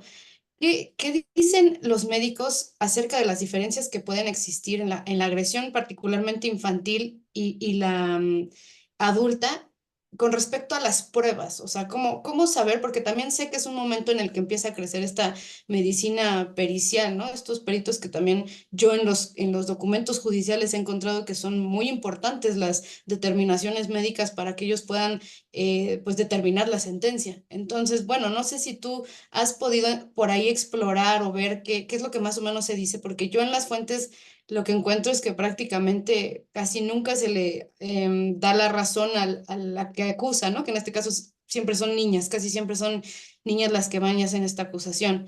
Entonces, como que siempre dicen, no hay pruebas, o sea, los médicos dicen que no hubo pruebas, entonces, bueno, sé que no es obviamente el tema que tú trabajas, pero sí algo en torno a este bueno, que nos decías ahorita, ¿no? Un poco de qué va el discurso en este caso, específicamente para la medicina pericial en los niños en cuanto a estos crímenes. Entonces, bueno, pues muchas gracias. Adelante. ¿Contesto o no? Sí, por favor. Sí, no, María Elena, muchas gracias por tu pregunta. No, ¿qué crees? Que tiene que salir un artículo mío de eso precisamente, yo creo que el próximo año, pero es justo lo que trabajo.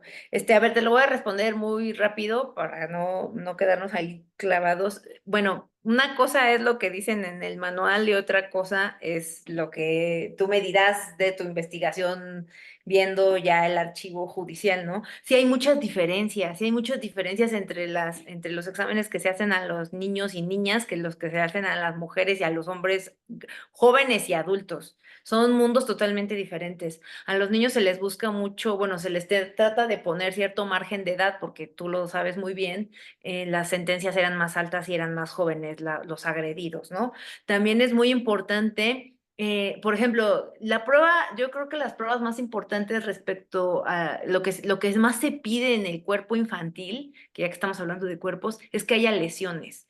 Los médicos asumen que ningún contacto, es que también esto nos lleva a la pregunta de cuáles son las prácticas perseguidas en el siglo XIX consideradas estupro, violación y atentado al pudor. No tienen nada que ver con las actuales, no son las mismas que hoy.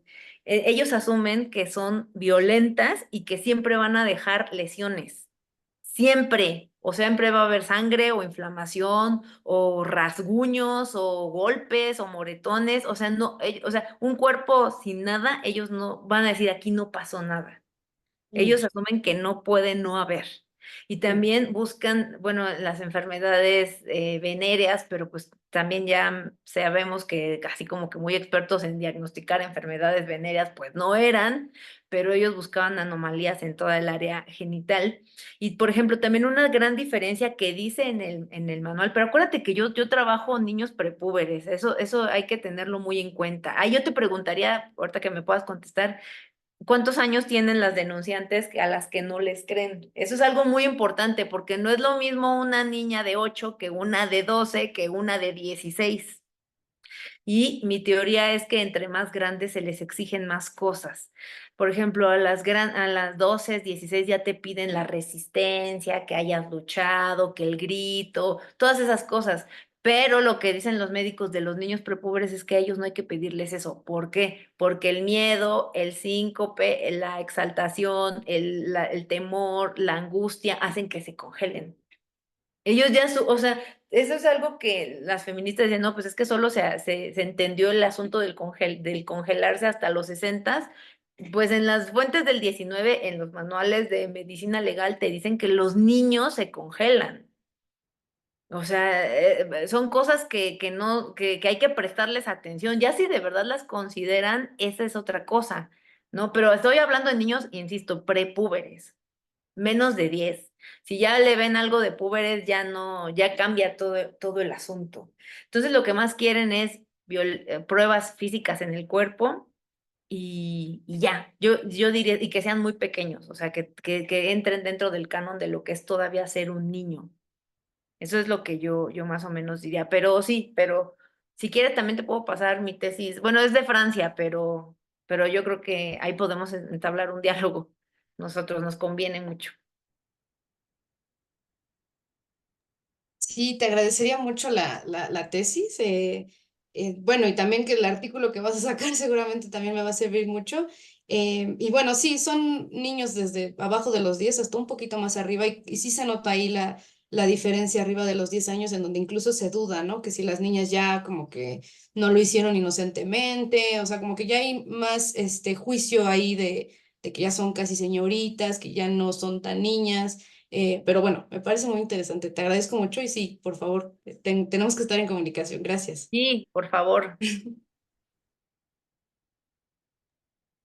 Muy bien. A ver, en el chat hay una pregunta directa, dice de Viridiana Valdés. Quisiera saber si Pablo tiene algo escrito sobre esta idea del espacio como espacio productor de sentires como un algo activo.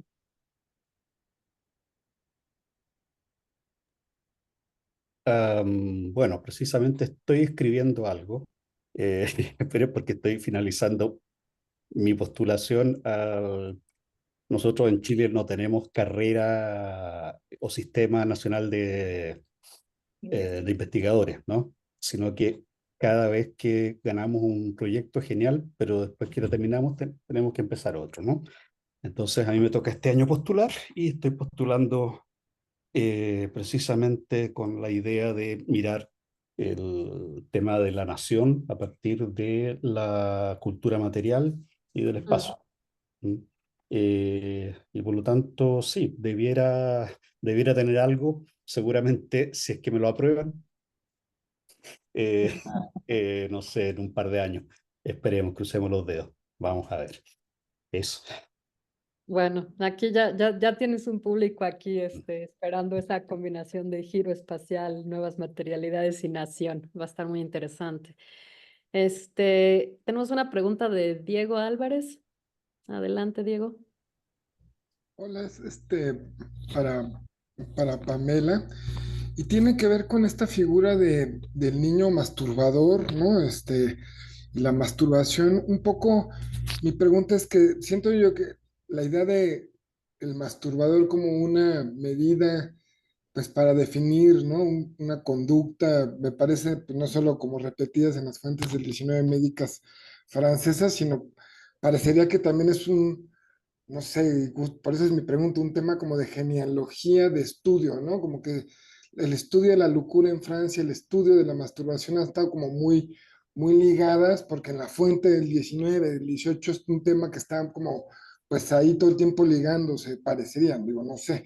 Entonces, por eso mi pregunta es si es justamente nosotros estamos como todo el tiempo viendo la masturbación y viendo la relación entre masturbación e infancia, masturbación y sexualidad, masturbación y medicina, porque es una obsesión genuina del 19, o si más bien porque es como un trabajo de genealogía historiográfica en donde seguimos pues un poco la línea que ya, que sabemos que, y nos critican, ¿no? O sea, yo mismo lo pregunto, pues sabes lo que hago, ¿no? Más bien seguimos una línea porque pues esas asociaciones han aparecido y han funcionado, ¿no? Entonces, por eso lo digo porque pues el masturbador, el niño normal, ¿no? Es un niño entonces que tiene sexualidad y uno de los diagnósticos es porque se masturba, ¿no? Justamente. Entonces ya es un niño que va a otro espacio, ¿no? Es como uno de los parámetros, ¿no? Para asignar que es un niño normal o no. Entonces yo no sé si esto está como muy claro ahí o es una obsesión nuestra, no sé. Este, y para Pablo me interesa mucho como estos espacios de contingencia y que producen emociones, como esto que hablabas, ¿no? De cómo una norma cambia a partir de algo que tiene que ver más con un desastre exterior al espacio escolar, esto que decías de los incendios. Y bueno, ¿no? Pues que nos platicas un poco más de eso, ¿no? De por cómo se relaciona espacio, contingencia que no es del espacio escolar, ¿no? Y cómo pues eso produce pues de técnica pedagógica, ¿no? No sé cómo llamarlo porque ahí sí no soy mucho soy más de medicina y de educación, de historia de la medicina y historia de la educación, ¿no? Pero bueno, esas son mis dos preguntas. Muchas gracias, estuvieron muy, muy interesantes las dos. Muy bien, Pamela, ¿quieres comenzar? Sí, qué buena pregunta, Diego. Yo la verdad creo que seguimos clavados en el tema de la masturbación, pero no sé si sea ya más ganas de seguir por ahí que de verdad haya algo.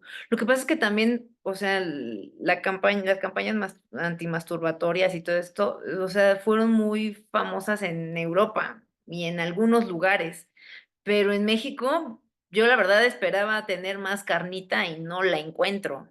O sea, sí lo mencionan, dicen lo que dicen los franceses, pero no es, no sacan así los manuales de eso, no sacan, no hacen así grandes campañas, no insisten en hablar de eso, no va por ahí.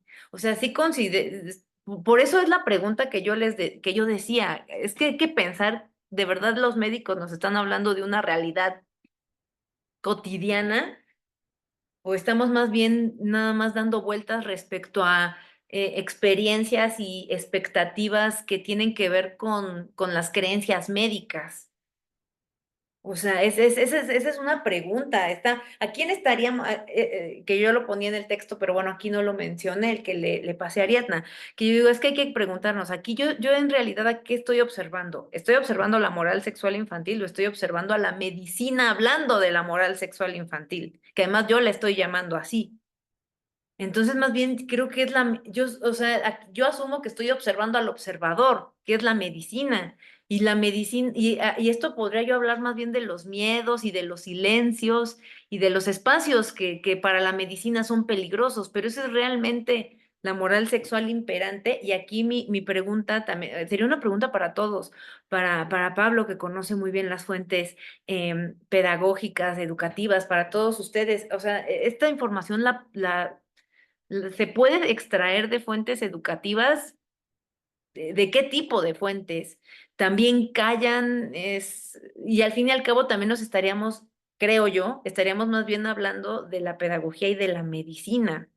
de sus temores, de sus experiencias, de sus expectativas, de lo que abona al terreno para lo que después va a ser la significación de la sexualidad infantil. Pero México es un caso interesante porque no se puede equiparar a Francia.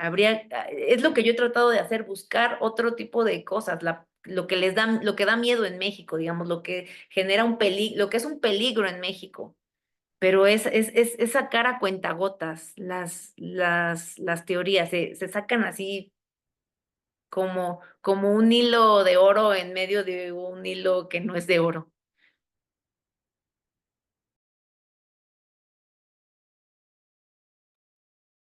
Sí, Pablo, adelante, sí. sí, bueno, con respecto a lo que comentaba Diego, eh, eso, lo mío fundamentalmente todavía un tema en diseño, ¿ya? Eh, Independientemente de que van apareciendo siempre cosas que me ayudan a percibir esta circunstancia del espacio, a veces como el espacio anticipado, que también me parece una cosa muy interesante, ¿no? En el paso del 19 al 20 hay una crítica más o menos generalizada respecto, en el caso chileno, a la existencia de los internados. ¿Mm? eh, que por razones X, digamos, fueron bastante, no sé si bastante, pero se expandieron en el sistema público, ¿m? Fuera de los internados religiosos, de los colegios privados y tal, ¿no? Pero se armó ahí toda una discusión acerca de si los internados eran buenos, malos, etcétera. Pero el hecho práctico es que el Estado diseñó un internado, ¿ya? Por razones muy concretas, y es que ya era imposible mantener la cantidad de estudiantes que existían en los liceos de Santiago, y se pensó derivar algunos, sobre todo a los estudiantes meritantes, digamos, de provincia, ya para que pudieran estudiar y vivir en un mismo lugar. Y eso dio paso a una figuración del espacio, ¿cierto? Que resulta muy también seductora, muy llamativa, ¿ya? Que es pensar cómo el espacio tiene que estar organizado en función de, diríamos, los cambios pedagógicos, ¿cierto? En función, por supuesto, del discurso higienista de la época, ¿ya? Etcétera, etcétera, ¿no? Entonces allí resulta interesante pensar, eh, claro, un poco lo que decía Pamela, ¿qué es lo que estamos viendo? ¿Estamos viendo el discurso de la gente sobre algo? ¿Estamos viendo la cosa? Yo creo que en general nosotros no vemos la cosa, ¿no? Vemos los discursos, efectivamente, ¿ya? Y ya, o sea, y confiamos, digamos, en que esos discursos a su vez nos transmiten, digamos, determinadas representaciones de la realidad, muchas veces descriptivas, pero obviamente siempre mediadas por la estructura de comprensión que cada cual tiene, ¿no? Y en ese sentido, por ejemplo, este tema de los internados que les comento, el diseño de este internado en específico, es un espacio, entre comillas, de anticipación, y también un espacio, diríamos, de discusión con respecto a lo que pasa con el resto del país, ¿no? Donde es imposible edificar una cosa tan notable como la que estamos hablando. ¿Ya? Lo maravilloso y lo terrible del asunto es que 100 años después ese internado sigue existiendo, un internado que tiene una piscina olímpica que está vacía de agua, por supuesto, ¿m? Y que tiene, digamos, una tasa de criminalidad interna increíble, ¿ya? Que está tomado prácticamente por los grupos anarquistas estudiantiles, y que por lo tanto sigue siendo el mismo espacio y es totalmente distinto a su vez, ¿no? ¿Ya? Y el tema del espacio y de la, diríamos, de la atribución de las limitantes o de la sublimación de esas limitantes en aras de otra cosa también resulta muy interesante en otra circunstancia, que son los buses aula que hubo en Chile a finales de los 60 e inicio de los 70, ¿no?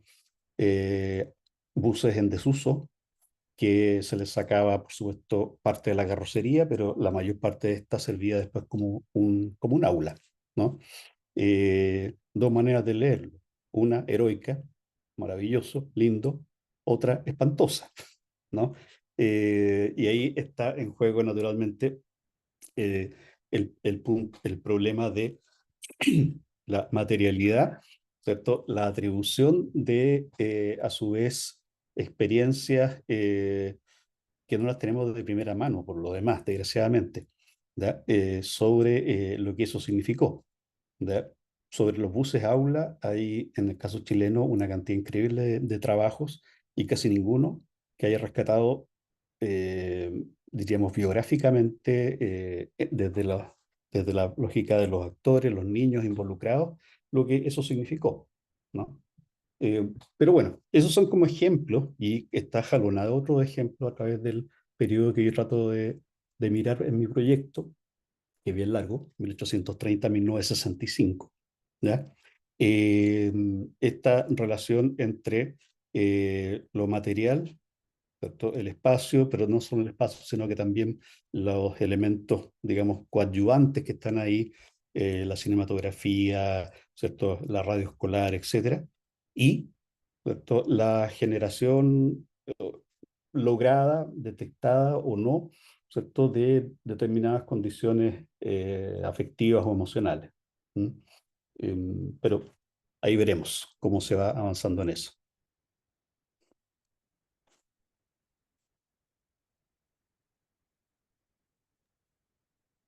Muchas gracias. A ver, tenemos a Aymara con la mano levantada y luego tengo también una pregunta aquí concreta del chat.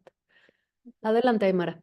Gracias, Arena. Gracias, Pablo, y gracias, Pamela, por compartirnos su expertise y estas investigaciones que nos comparten. Y pues en realidad solo son dos preguntas para Pamela y para Pablo, para los dos, en términos de las experiencias sensibles, retomando un poco la noción de Pablo de las experiencias sensibles y los cuerpos, o sea, cultura material, dice Pablo, ahorita en esto último que respondías, Pablo, como en esta transición en términos de la historia de las emociones y a la historia de las experiencias sensibles, ¿no? Que en espacios donde la materialidad y los dispositivos, incluyendo ahí los discursos y los objetos que produce el discurso, que producen experiencias sensibles, si nos pudieran solo hablar o si les interesa y es parte de estas investigaciones, esa interacción del cuerpo, o sea, también en este nodo de interacciones en relación con el cuerpo en sus investigaciones. O sea, Pablo, cuando nos ponías como la idea de experimentar el castigo arañando este estudiante que araña la pared, o sea, se experimenta y se siente, está ahí el cuerpo experimentando sensiblemente. Y Pamela, justo me parece muy como epistemológicamente bien importante todas estas disertaciones que vas haciendo en tanto en la presentación, pero también en estarte constantemente preguntando. Y yo pensaba como en tu pregunta sobre las fuentes, como me pensaba sobre las prácticas, ¿no? Si las fuentes religiosas, por ejemplo, pienso en las solicitaciones, y en las confesiones, ¿no? O sea, porque tú has revisado, entiendo, tu súper trabajo en términos de fuentes judiciales, la medicina que has revisado, pero ¿qué hay en México para esta investigación? Si hay indicios en fuentes religiosas, en los confesionarios. Y porque si lo pones bien interesante, o sea, moral sexual en términos como de una secularización de la noción del pecado, ¿no? Que uno no sustituyó al otro, sino también, no sé si sea, y en eso también ahí va el cuerpo. Solo eso. Muchas gracias. ¿Quieres empezar contestando, Pamela? Y Aymara, qué buenas preguntas, me gustaron mucho. Fíjate que yo, cuando empecé este trabajo, yo aspiraba, bueno, todavía sigo aspirando, no voy a renunciar, a encontrar más de cultura material, de libros en específico que los niños veían o no veían, espacios en específico. Sí tengo algunas pistas, como lo había mencionado, como los cuarteles, los niños no deben estar ahí, los colegios no deben estar ahí, pero también, bueno, es que todo eso se tiene que poner en contexto. Eso yo siento que lo de los colegios, pero esa es interpretación mía, es porque, pues sobre todo se refieren a colegios religiosos, internados, pero, y hay que poner eso en contexto con las campañas anticlericales del siglo XIX. Entonces, ajá, si me quedo nada más en el colegio, se me olvida la parte contextual de las pugnas Estado o religión, ¿no? Estado-iglesia. Entonces, por eso luego me quedo más clavada, pues, digamos, en la fuente, que más que como que en otras cosas, pero bueno, ese es algo siempre que tengo ese problema. Sigo buscando esa cultura material, así como en dónde pasan, o sea, pero en donde lo van soltando, en los parques, por ejemplo. Los parques les dan mucho miedo, piensan mucho de que no pasen cosas malas, digamos, impúdicas alrededor de las escuelas. Eso lo voy a mencionar en el artículo, ahora no lo mencioné, pero son pistas, o sea, lo estoy usando como pistas. Y también trato de buscar lo del cuerpo, o sea, cuando dicen, no, pues que amárrelos, que júntele las manos, que se vayan a la esquinita a usar su vaso para orinar, que la pijama se pone primero la pijama y luego se quita el pantalón. O sea, pero insisto, son así frases que me voy encontrando por ahí perdidas. Y sí, yo sí aspiro a poder juntar más de este tipo de descripciones. Y las fuentes religiosas, es más, yo diría de una vez que yo creo que el verdadero meollo del asunto estaría en las fuentes religiosas. Sí, y sí, y sí, sí, y no hay trabajos de eso, o sea, yo sí he encontrado, o sea, por ejemplo, sí tengo mi archivo de fuentes religiosas, muchas son de Madrid. Es que también quiero yo algo editado en México, pero pues todo está editado en otros lugares. Entonces también tengo que corroborar que son documentos que se hayan leído aquí, que se hayan seguido aquí, pero yo creo que ahí va a estar el verdadero trabajo, pero sí hay que tratarlas con mucha precaución. Porque, por ejemplo, yo nunca apoyaría yo soy antiteoría de la secularización, yo soy de la legitimidad de la modernidad y siempre busco la diferencia. Pero incluso en las fuentes religiosas está necesario ver cómo es que justifican, ajá, con las descripciones que hacen del cuerpo, de lo que no se debe ver. Seguramente sí van a estar insertas en una cuestión de pecado, pero si algo aprendido en la Universidad Iberoamericana es que las fuentes religiosas del siglo XIX es que luego son más complicadas y ya son tremendamente políticas. Entonces ahí puede haber la cuestión, tanto lo religioso como de querer tener una injerencia en una sociedad que está cambiando, que es más liberal, más del progreso y todo eso. Y esos son los detalles. Si tú lo quisieras hacer, Aymara, bueno, yo creo que son temas que no son exclusivos míos, o sea, que me gustan esos espacios porque pueden ser ideas para tesis doctorales y porque, insisto, en ceros, estamos en silencio en ese aspecto. Muchas gracias, Pamela. Le doy la palabra a Pablo, por favor. Sí, bueno, muchas gracias, Aymara, por la pregunta. Eh, bueno, y sobre eso, sí, efectivamente hay harto trecho, digamos, que avanzar, ¿ya? Eh, yo, digamos, tiendo a pensar que probablemente haya segmentos, digamos, de la realidad educativa en los cuales las referencias al cuerpo y los testimonios respecto a ellos son más posibles de encontrar, pero siempre, como con respecto también a la relación con el espacio, hay un sesgo que, bueno, ya lo sabemos quienes estudiamos esto, ¿no? Que tiene que ver finalmente con la expectativa de poder encontrar testimonios, comillas, de primera mano, ¿no? Porque una cosa es lo que nos digan acerca de lo que se tiene que hacer o no hacer con el cuerpo, o de cómo se tiene o no que habitar el espacio, y otra cosa es el poder encontrar, digamos, el testimonio, y el testimonio, ojalá, ¿no es cierto?, no desde la perspectiva del recuerdo y de la memoria idealizada, que también suele estar lleno de tópicos, ¿no? éramos todos felices en la escuela, no sé, al contrario, la escuela era un infierno, ¿no? Entonces ahí hay, creo que, una necesidad de ir pensando acerca de cómo poder complementar esos vacíos, ¿ya? Para el caso del cuerpo,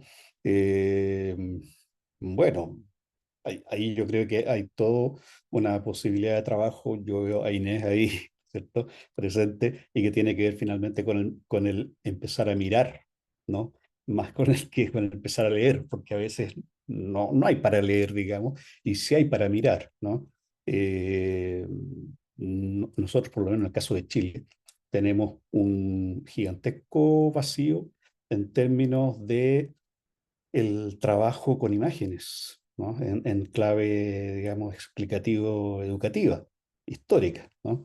Y usamos las imágenes, y mea culpa, ¿ya? Básicamente como el arroz, digamos, en la comida, como acompañante, ¿no?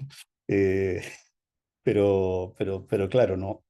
Ahí, por supuesto que a todos nos falta, digamos, profundizar y dar, por lo tanto, desde el punto de vista, digamos, como más técnico, más metodológico, una segunda pasada que no se limite simplemente al comentario, ¿no es cierto?, a la glosa sobre la imagen, ¿ya?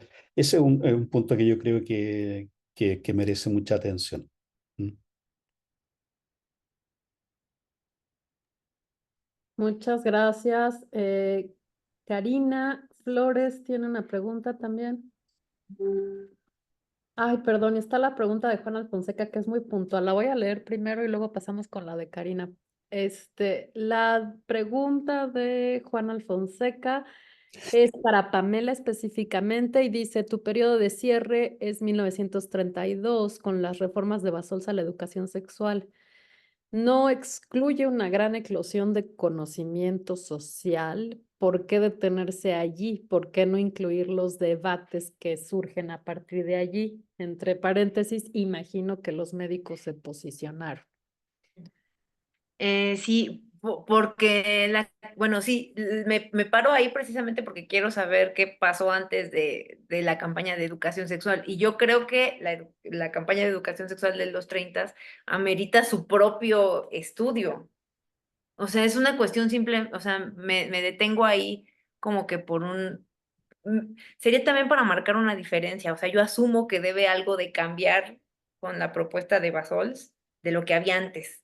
Entonces preferiría, bueno, ese es mi a priori, que prefiero ver la moral sexual antes y ya cuando de verdad aparece la educación sexual. Pero sí, o sea, mi idea es llegar algún día hacia adelante, pero hay demasiado que ver en el 19, la pedagogía, la religión. Entonces, también es otro tema abierto para quien se quiera aventar, también muy necesario. Muchas gracias, Pamela. Pasamos ahora sí con Karina Flores.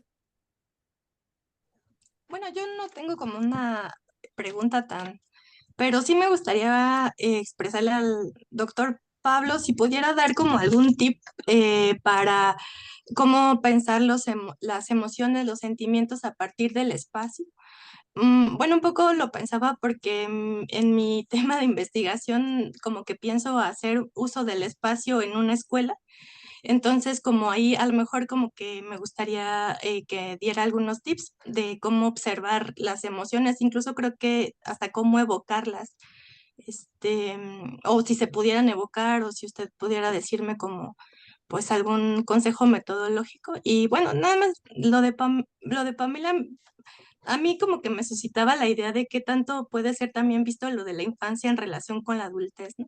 O sea, no tengo como una reflexión más onda, pero quizá pudiera ahí como ser interesante cómo medir, o sea, como qué te pudiera decir de la infancia a lo adulto, ¿no? Como en esa relación. Entonces, pues bueno, creo que ya sería todo. Muchas gracias. Muchas gracias, Karina. Le doy la palabra a Pablo esta vez.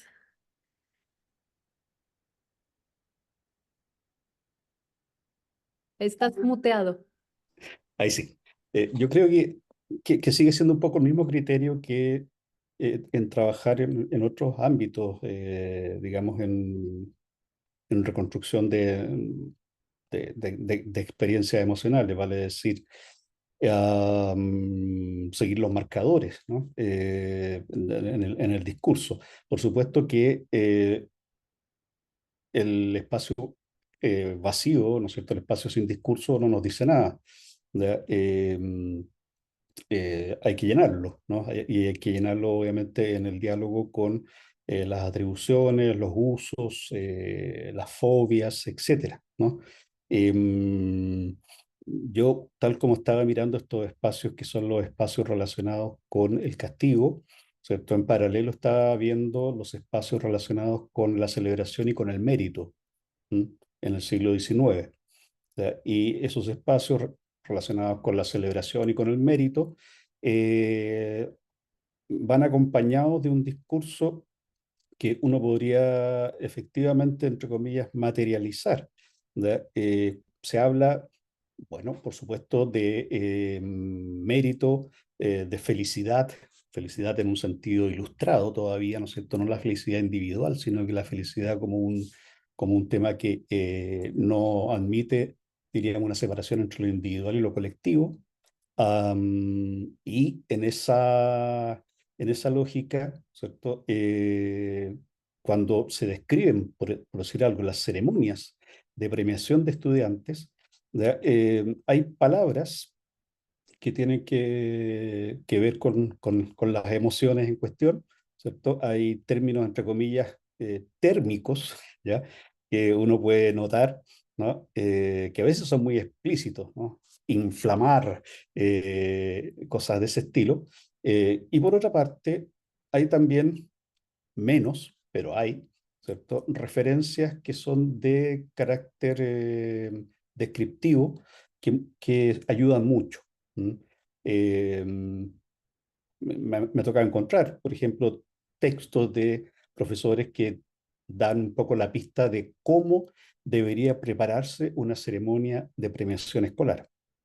¿Ya? Y eso supone, de un modo, una figuración respecto a la decoración del espacio, a la ambientación, ¿cierto? A la creación de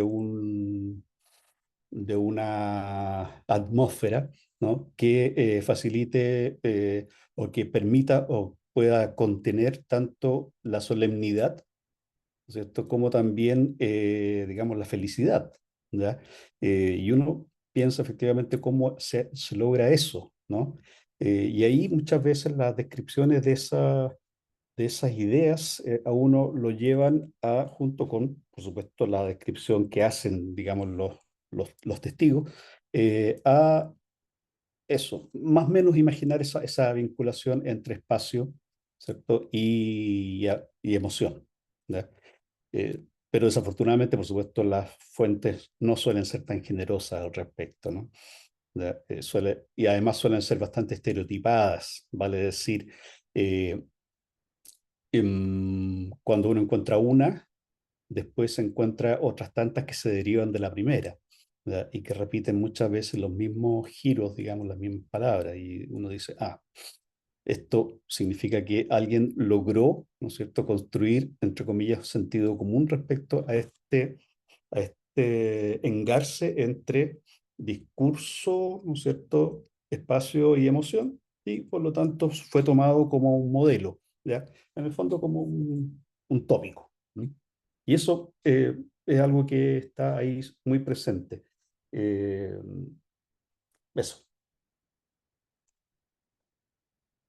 Muchas gracias, Pablo. Le doy la palabra ahora a Pamela, por favor, y ya vamos a ir cerrando porque se nos acaba el tiempo. Al final tengo tres muy breves anuncios parroquiales de nuestro seminario. Sí, muy rápido. Estoy totalmente de acuerdo con lo que dices, Karina, pero más que ver qué me dice, o sea, sacar conclusiones sobre la infancia a partir de la adultez, a mí lo que me ha servido es sacar, digamos, conclusiones de la infancia respecto a la pubertad. O sea, todo lo que dicen respecto a lo que se despierta y lo que se genera y lo que importa en la pubertad es porque en la infancia no importaba, por así decirlo, no estaba o algo por el estilo. Entonces es ahí, o sea, y estoy totalmente de acuerdo con Pablo, que las fuentes no son generosas y uno tiene que que idear. Yo creo que el trabajo del historiador es de creatividad absoluta. Con lo que la fuente te da y las teorías y el método que le metes, es ahí como uno empieza a sacar algunas cosas, porque pues si las fuentes perfectas no nos llegan nunca o nos llegan tarde. Es todo lo que diría Ariadna. Muchísimas gracias, Pamela.